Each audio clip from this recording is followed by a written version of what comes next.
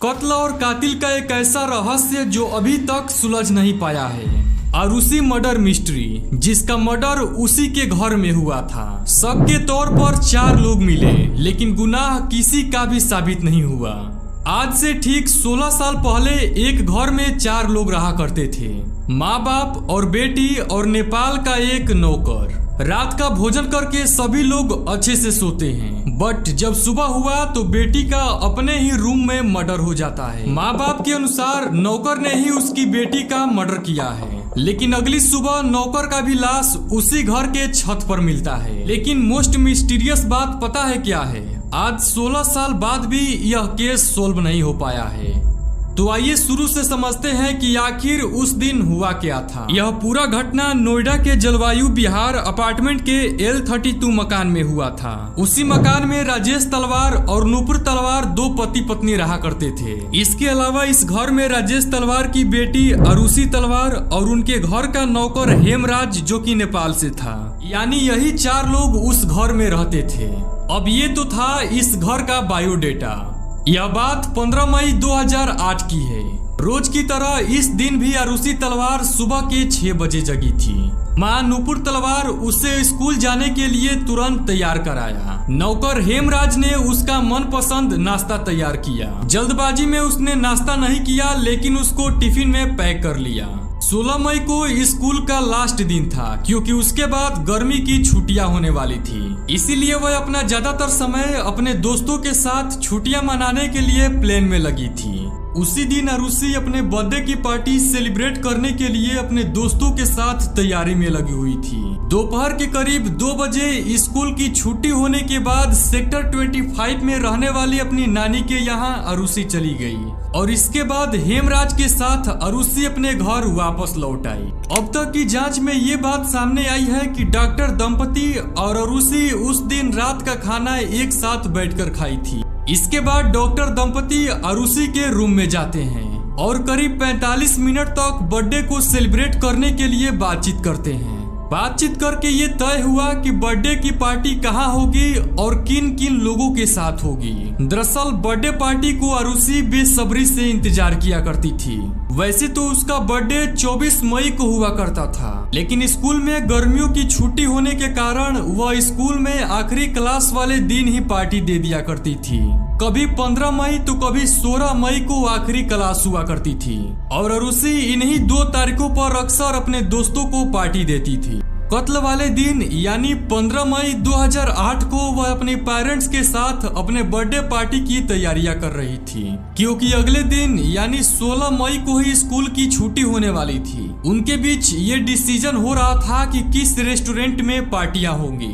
उस पार्टी को पहले की तुलना में ज्यादा यादगार बनाने के लिए उसके पापा ने उसको कैमरा भी गिफ्ट किया था, ताकि उससे वह अपने बर्थडे की खुशी के हर एक पल को अपने पास रखे। बट अफसोस उसकी किस्मत में यह नहीं लिखा था। इससे पहले ही वह हमेशा के लिए मौत के आगोश में खो गई। दरअसल अगले ही दिन यानी 16 मई 2008 को उसकी डेड बॉडी उसी के रूम में पड़ी थी। जब आरुषि की डेड बॉडी उसके रूम में पड़ी थी तो उसके नौकर हेमराज को कातिल माना जा रहा था, जिसके बाद उसके खिलाफ पुलिस ने एक FIR भी दर्ज कर दी। इसके बाद पुलिस की एक टीम को नेपाल के अर्घाखांची में स्थित उसके घर तक भी भेज दिया गया, लेकिन वह अपने घर पर नहीं था। हालांकि 17 मई की सुबह जब एक रिटायर्ड पुलिस अधिकारी व मीडिया के लोग क्राइम हाउस में पहुंचे, तब डॉक्टर राजेश तलवार की फ्लैट की छत पर जांच पड़ताल की गई। तभी उसी दौरान उनके नौकर हेमराज की डेड बॉडी उसके छत पर मिली। अब तक जिसको कातिल समझा जा रहा था उसका खुद ही मर्डर हो जाता है।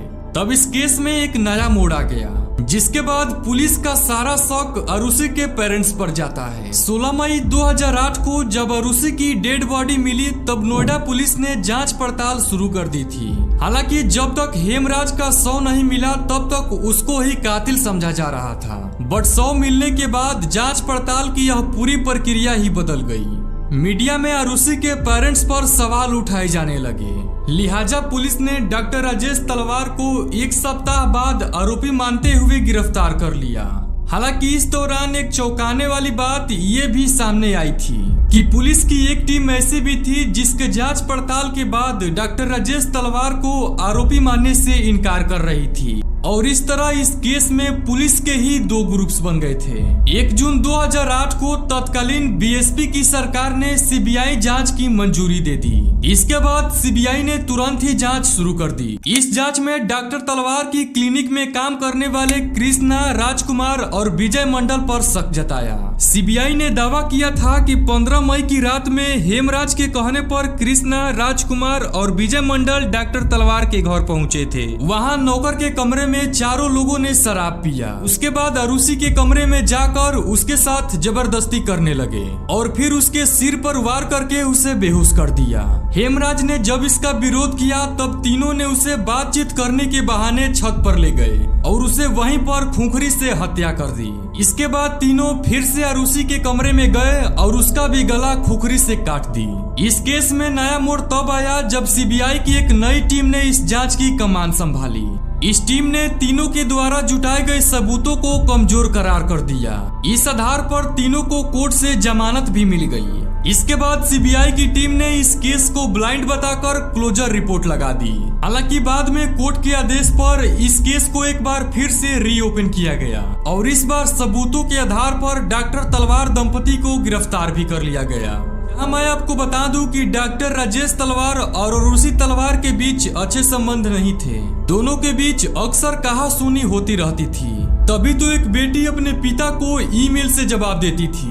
अरुषि के नौकर के साथ करीब संबंध भी थे। अब ऐसे में कोई भी पिता अपनी बेटी को नौकर के साथ रात में एक ही बिस्तर पर सोते हुए देखेगा तो उसका आपा खोना लाजमी ही है। और फिर गुस्से में मर्डर कर दिया। अब जब इस बारे में नूपुर तलवार को पता चला तो मजबूरी में उसने पति का ही साथ दिया।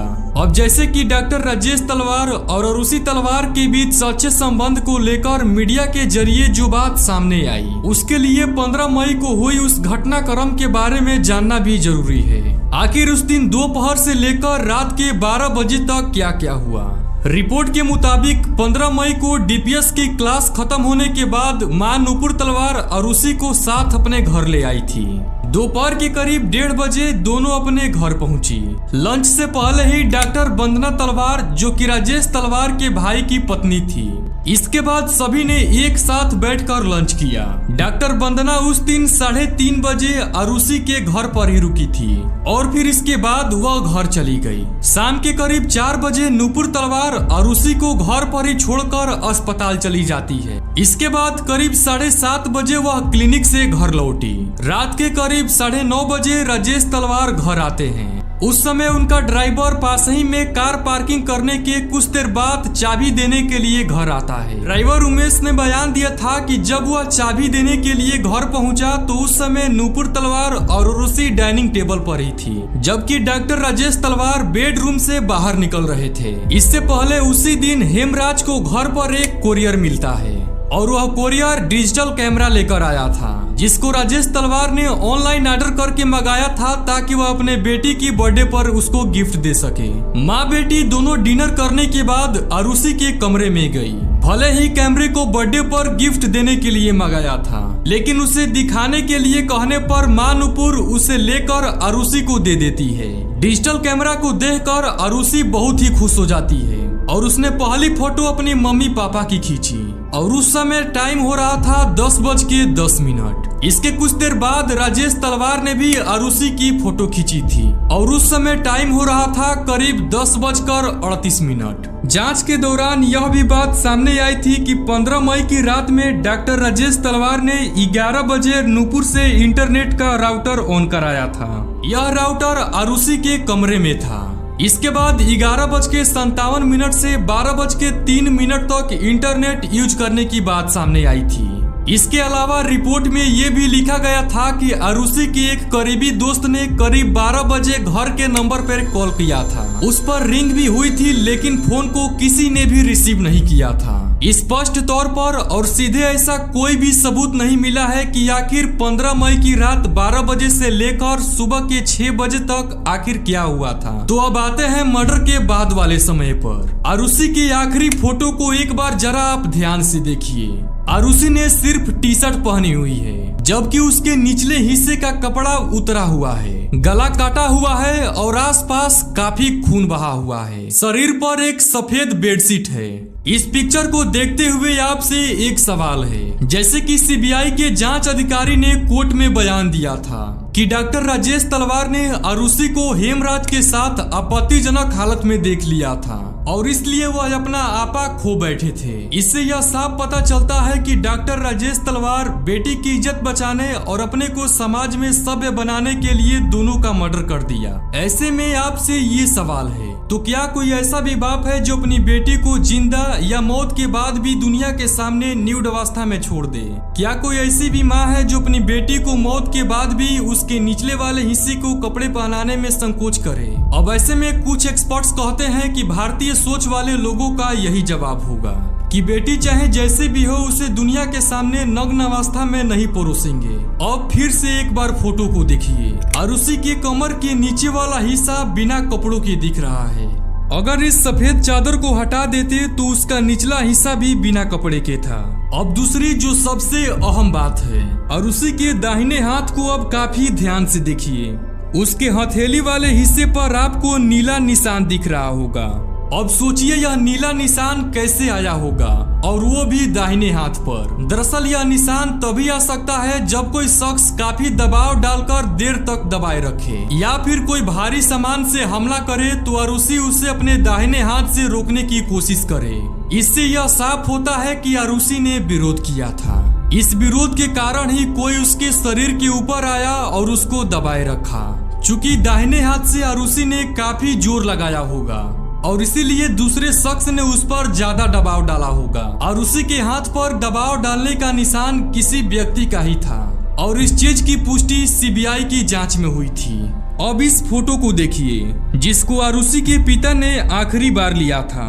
इस फोटो को रात 10:38 पर लिया गया था। इससे पहले फैमिली के 3 मेंबर ने काफी फोटो लिए थे। इस फोटो को देखकर आपको क्या लगता है कि आरुषि खुश नहीं है या फिर किसी तरह की टेंशन में है? पहले की जांच में नोएडा पुलिस ने क्या कहा था, बस फोटो को देखिए। क्या दिख रहा है? एक हल्की सी मुस्कान के साथ लड़की, वो भी थोड़ा सिर झुकाए। दरअसल जब आरुषि खुश होती थी तो अपने सिर को थोड़ा सा झुकाकर फोटो खिंचवाती थी। इस फोटो में भी ऐसा ही है। ऐसे में क्या लगता है कि उससे पहले किसी तरह की टेंशन थी या फिर वह परेशानी में थी? लेकिन कई बार मीडिया में यह बात सामने आई थी कि आरुषि और उसके पिता के बीच अनबन चल रही थी। दोनों में टेंशन थी, जिसके बाद ही इस वारदात को अंजाम दिया गया। इस टेंशन को लेकर आरुषि के ईमेल का भी जिक्र किया गया था।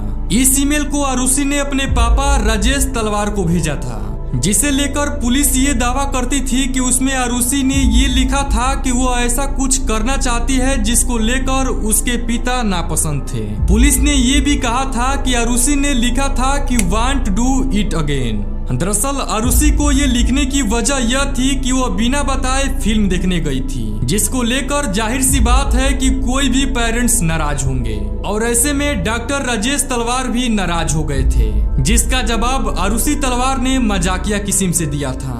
यही वजह है कि ईमेल के आखिर में आरुषि ने ये भी लिखा था, लोल्ज